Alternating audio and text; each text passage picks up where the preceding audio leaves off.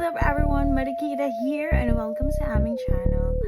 Mag-isa na naman po ako ngayon at ang aking kapartner na si Tigas ay palaging busy sa work kaya natambakan na rin kami ng mga kanta at hindi kami makapag-record na dalawa.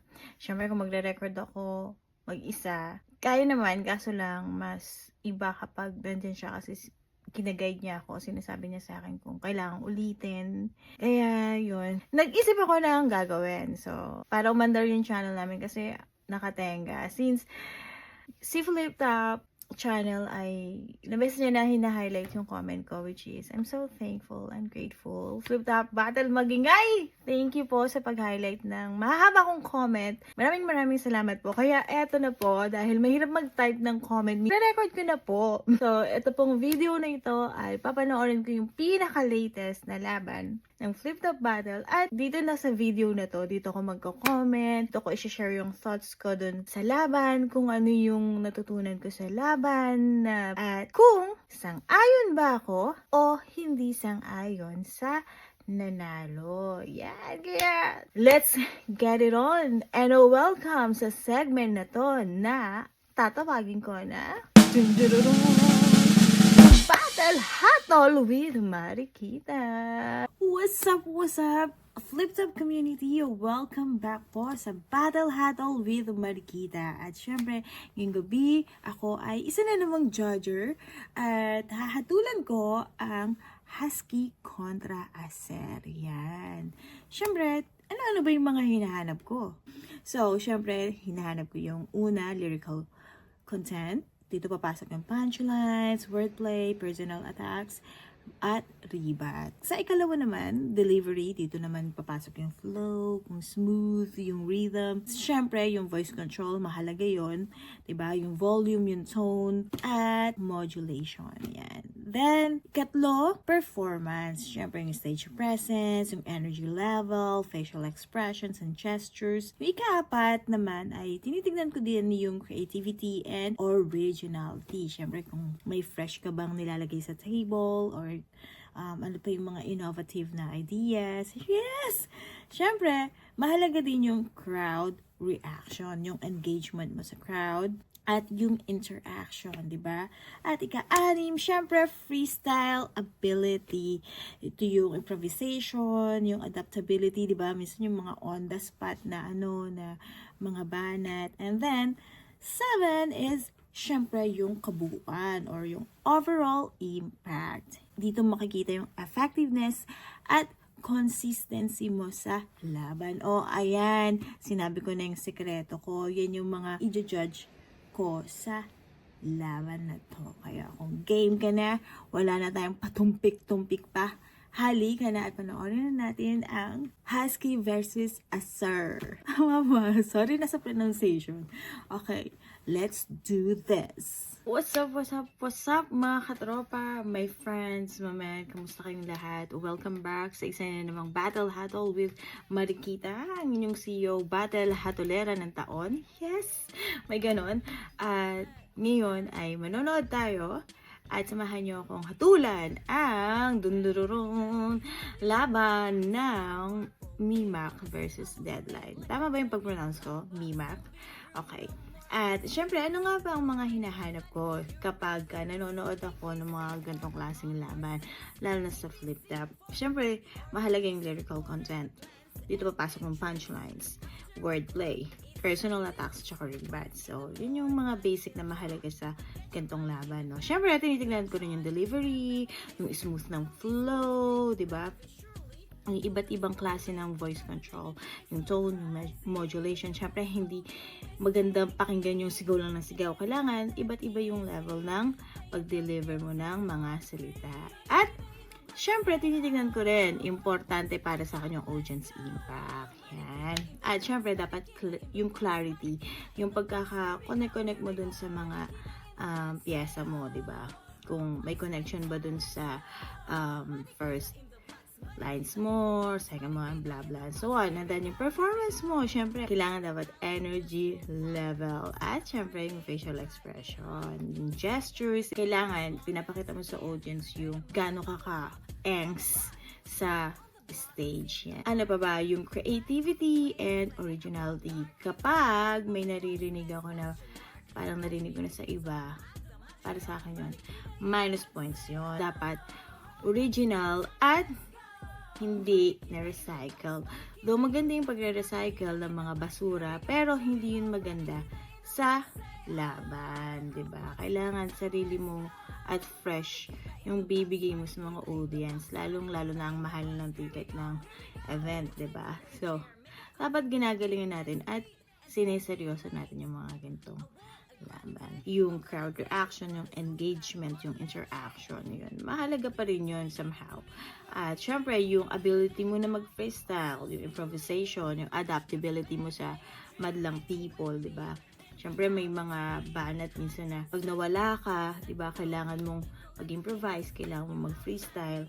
Parang si Kuya Saito, palagi na lang nag-freestyle, diba? Siyempre, yung pampito kong tinitignan ay yung overall impact, diba? Kung sino yung mas naging effective na battle MC, diba? Yun ang aking tinitingnan sa laban na ganito. Kaya kung game na kayo, game na rin ako. Halika na, samahan nyo akong panoorin at hantulan ang Mima versus Deadline. Let's do this. Yo, what's up, Marikita here, ang inyong Battle Hatolera na taon. Yes, at welcome back sa isa na namang episode ng Battle Hatol with Marikita. Yes, at ngayong araw na ito ay papanoorin ko ang laban MP3 versus Cancer. Tama ba? Ang pronunciation. Yan, patawagan niyo na kung mali. Yan, ano nga ba ang tinitingnan ko sa mga gantong laban, di ba? Siyempre, una, lyrical content. Dito papasok yung punchlines, wordplay, personal attacks, rebats. Tapos, ikalawa, delivery, yung flow, di ba? Kung smooth, may rhythm. Siyempre, yung voice control, mahalaga din yan. Hindi pwedeng palaging pagalit, hindi pwedeng palaging manumanay. Kailangan kombinasyon yan ng volume, ng tone, modulation, at audience engagement. Siyempre, mahalaga rin yung clarity, di ba? Kung may kinalaman ba yan sa sinulat mo dun sa unang lines mo, di ba? Sa unang round mo. Mahalaga yung pagkakatahi-tahi ng mga piyesa. Tapos, performance. Kailangan yung stage, energy level, facial expression, gestures mo, diba? Yun. At syempre, papakita mo rin syempre yung pagiging creativity mo, yung originality mo. Kailangan may fresh kang dala. Hindi ka yung parang basurero na kumakalkal ng basura ng iba. So, kailangan may papakita ka ditong bago kasi lalo na yung mga audience natin, diba? Suki ang mga yan. Gusto nila yung alam mo na, kailangan yung may bago kang dala. Crowd reaction, mahalaga yun kasi doon mo malalaman kung effective ka na MC. Kailangan yung engagement, yung interaction sa tao. Diba? Siyempre, kailangan din yung freestyle ability, yung improvisation, tsaka yung adaptability mo dun sa situation. Diba? Kasi minsan nawala ka, diba? Nag-choke ka.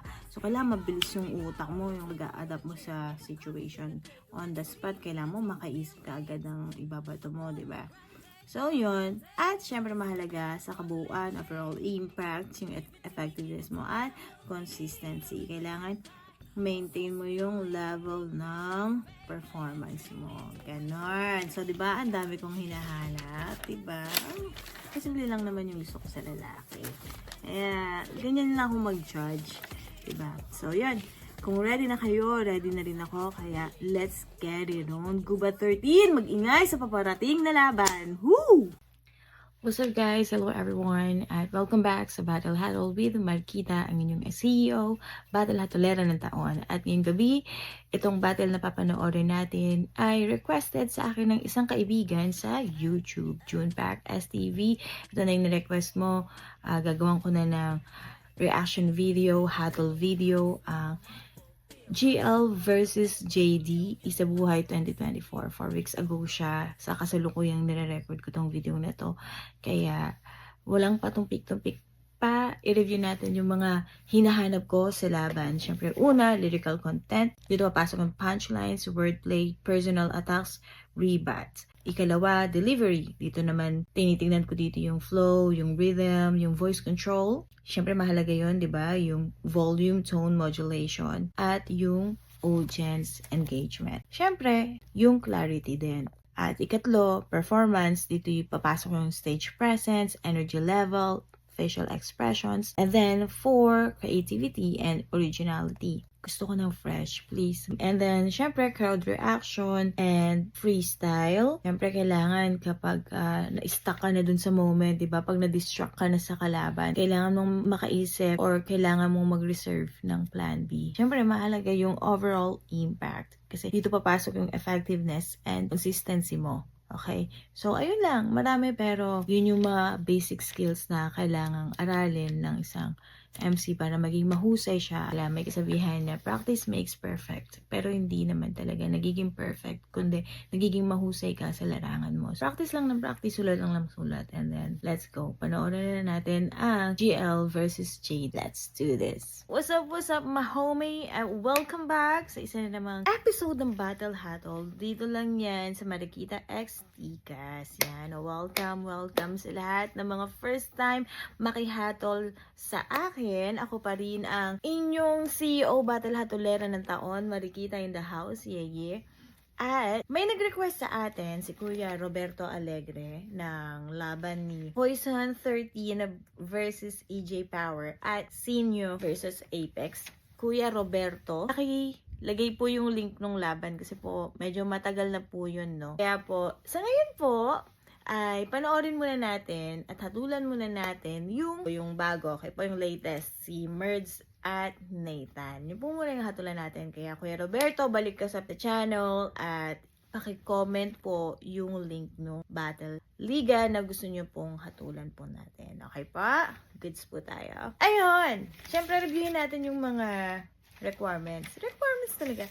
Yung mga bagay-bagay na tinitingnan ko sa laban, yung hinahatulan ko ayon sa nilalaman, 'di ba? Syempre hindi lang tayo nagsasabi na kung sino yung panalo, 'di ba? Porket malakas yung palakpakan, hindi. May mga pamantayan po akong sinusunod. At syempre, una, lyrical content. Dito papasok yung punchlines, yung hit, di ba? Yung suntok, yung kailangan direct sa punto yung pagkakasuntok nyo ng mga punchlines nyo. Wordplay, di ba? Papasok dito yung metaphor, yung double entendre. Yabang. Spelling.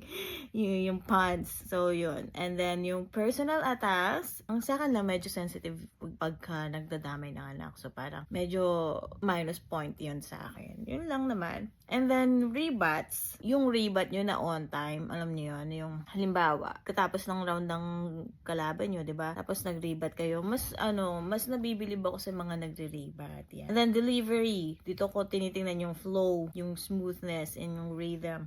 Tapos yung voice control. Ayoko ng pasigaw. Grabe yung laban nung nakaraan ng pinanood ko, nabingi ako ng 3 days. Grabe yun. So, kailangan may volume, may tone, and then yung modulation, tsaka audience engagement. Alam niyo yun, para kayong nagde-deliver ng emotions. Hindi palaging galit, hindi palaging intense. And then, syempre, importante sa akin yung clarity ng pagkatahi-tahi ng pyesa nyo. And then, performance. Diba? Stage presence, yung confidence, yung energy level, yung facial expressions, and gestures. And then, syempre, creativity and originality. Ang dami kong napapanood na paulit-ulit na lang yung mga sinasabi. Hindi porket naging effective yon sa iba, gagayahin nyo. Kaya tuloy, nagiging copycat, tapos walang impact. Gumawa kayo ng ibang sarili nyo. Syempre, para sa akin, yung fresh, yung pagre-research, libre na lang, hindi nyo na kailangan pumunta ng library, diba? Nandyan na lahat ng mga salita sa internet. And even yung concept, nandyan na. Something like social awareness. Yung mga akala nyo, basic pero may laman. Mga social, mga current na may impact sa buhay ng Filipino, di ba? Yan, mga gusto kong ganyan marinig ngayon. Yung mga social awareness and current events. Siyempre, mahalaga sa akin yung crowd reaction, engagement, interaction, and then yung freestyle ability, adaptability doon papasok. Then, siyempre, mahalaga sa akin yung overall impact. Hindi lang naman ako babase doon sa laman. Sa akin, minsan kahit mababaw, basta may napulot akong aral. Yun lang naman, at saka 12 IDs.